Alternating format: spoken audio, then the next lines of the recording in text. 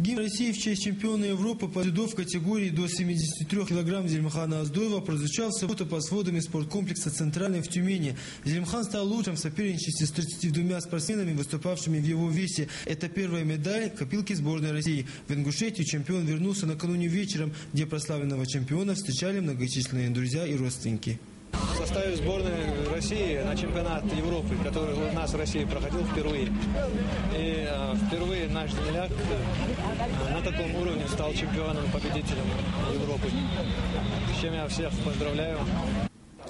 Победитель молодежного первенства России Кубка Европы Зелимхан Оздоев доставил массу положительных эмоций российским болельщикам, не получившим накануне золотого удовольствия. Победы у чемпиона были досрочными и убедительными.